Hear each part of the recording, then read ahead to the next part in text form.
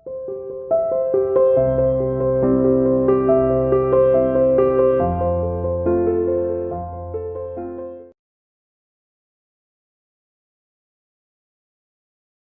students, welcome to CR International School online class. Dear student, today we discuss lesson number 10 GST part number first is the revision. देखिए account में आपका revision चल रहा है और आज लेसन नंबर हम 10 लेंगे और ये है जीएसटी। सबसे पहले जीएसटी क्या है?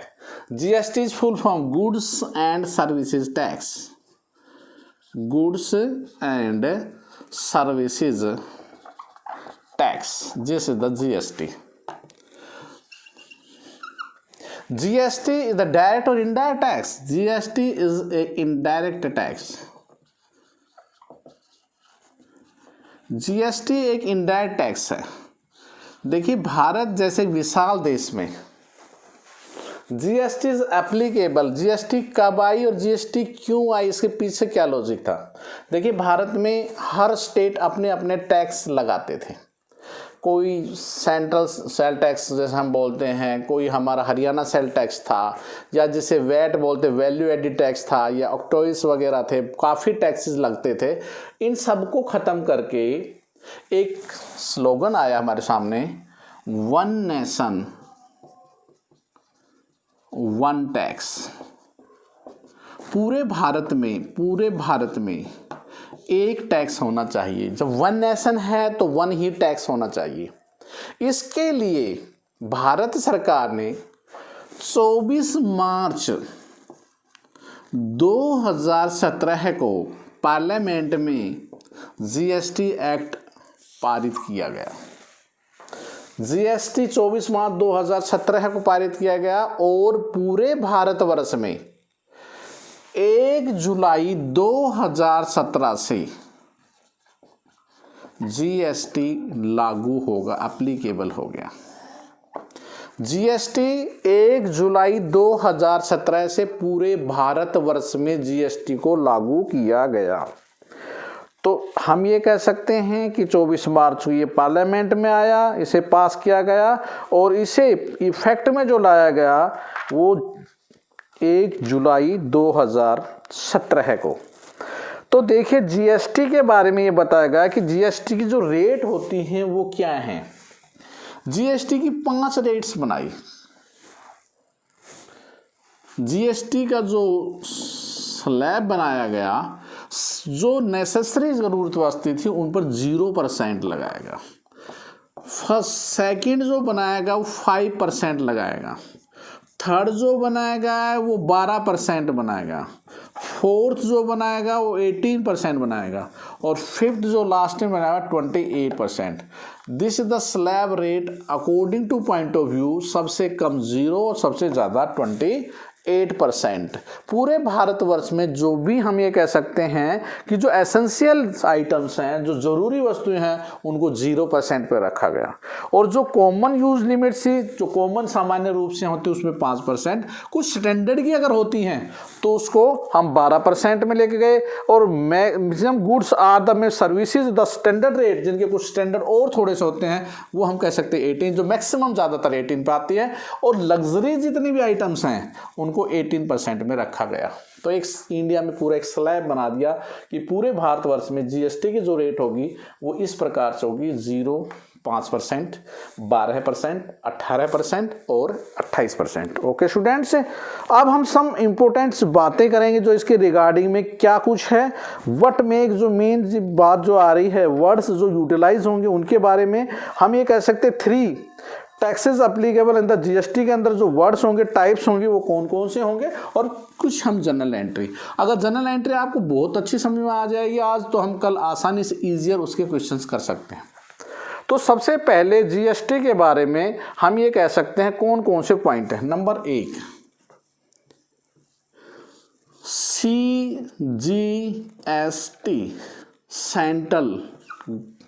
सेंट्रल जो वर्ड है हम ये कहते हैं CGST. 3 टैक्सेस हम लगा रहे हैं, एक स्टेट गवर्नमेंट लगाती है और एक सेंट्रल गवर्नमेंट लगाती है. तो सेंट्रल जो लगाएगी वो CGST वर्ड होगा. और दूसरा स्टेट SGST. और थर्ड है IGST, जिसे बोलते हैं integrated goods and services tax. अब मैं आपको जो बताने जा रहा हूं ध्यान से सुनना क्या है। ये दोनों वर्ड एक साथ चलते हैं, CGST, SGST और IGST एक साथ।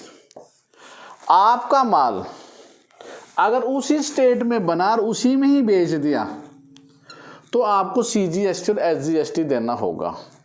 फॉर एग्जाम्पल 5% है तो आपको 2.5% CGST लगाना होगा, 2.5% ही SGST लगेगा। CGST सेंट्रल गवर्नमेंट के पास चला जाएगा और SGST स्टेट गवर्नमेंट के पास चला जाएगा। लेकिन अगर आपका माल हरियाणा से अगर पंजाब में चला गया बेचा तो फिर वर्ड होगा IGST। होल अमाउंट पूरे का पूरा 5% वर्ड जो होगा वो IGST वर्ड होगा। ओके स्टूडेंट्स, समझ में आ गया। जो माल हम बेचते हैं उसके बाद जो टैक्स का होगा स्लैब वो उस प्रकार से होगा जो मैंने बताया था, 0%, 5%, 12%, 18% और 28% था, जिसमें अलग अलग रेट्स हमारे सामने आई जिसको हमने पढ़ा। उसके बाद हमने कहा कि IGST की जो रेट है वो इस प्रकार से होगी, जो पूरा 5% के अंदर 5% के अंदर हम शो करेंगे। व्हाट मेक जर्नलिज्म एंट्री, कौन कौन सी जर्नल की एंट्री है डी स्टूडेंट्स, उनको हम चेक पॉइंट पे डालते हैं, और कौन कौन सी एंट्री जो हम करेंगे और कैसे वो एंट्री होगी। बेसिकली मैं एक बात बार बार आपको रिपीट कर रहा था, जिस स्टूडेंट को जर्नल के रिगार्डिंग अगर लेसन आता है, जर्नल अगर आती है तो वो इजी रूप में क्वेश्चंस कर सकता है। तो जर्नल की एंट्री किस प्रकार से और जर्नल को कैसे करना है वो आपने ध्यान देनी है।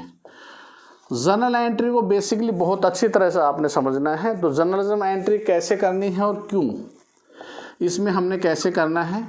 तो सबसे पहले जर्नल एंट्री क्या होगी, आपने पहले मैंने बताया था हम माल खरीदते हैं, खरीदेंगे तो क्या होगा, परचेज होगा।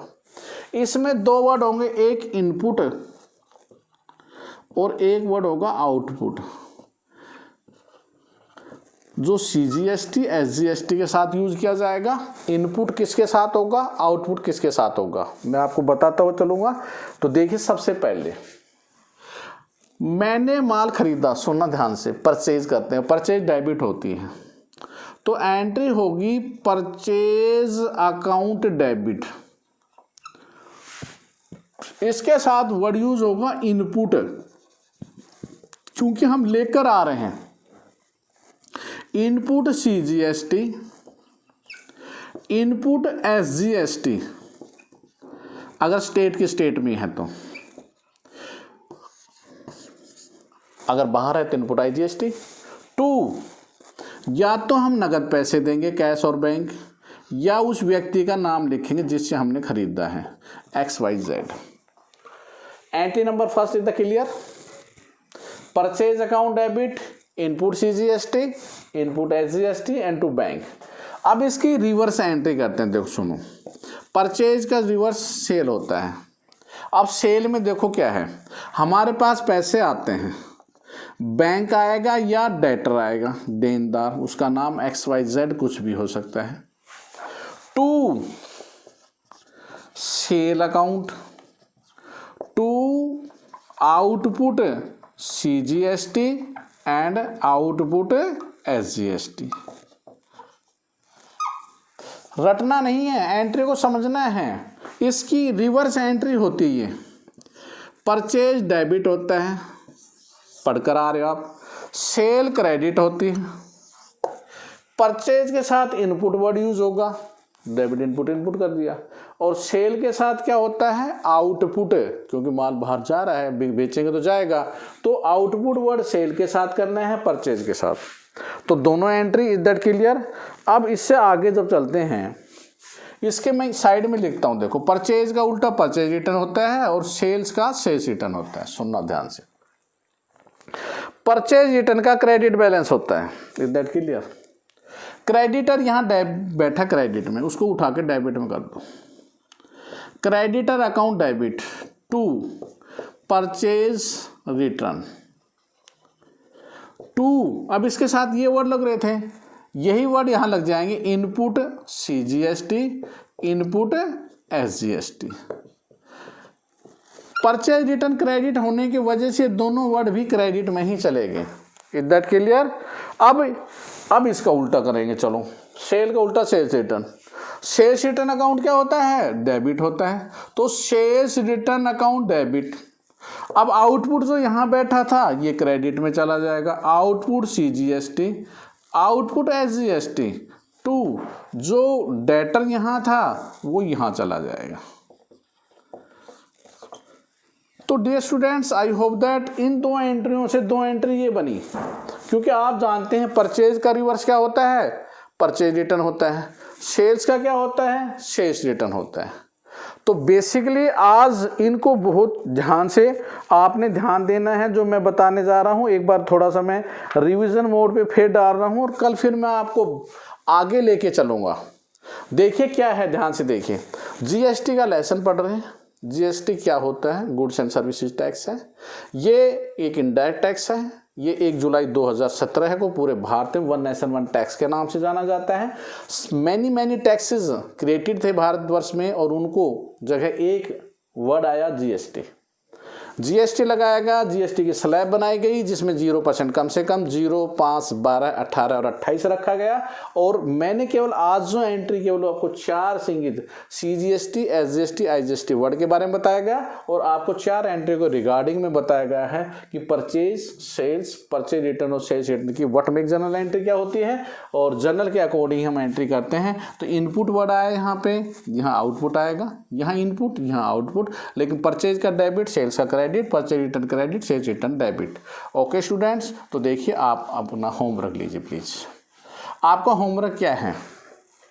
होमवर्क है आपका GST की थ्योरी को आपने कंप्लीटेड अपनी फेयर नोटबुक में करना है, और अकाउंट्स की जितनी भी जनरल एंट्री मैंने बताई थी 4, उनको आपने रिवीजन करना है।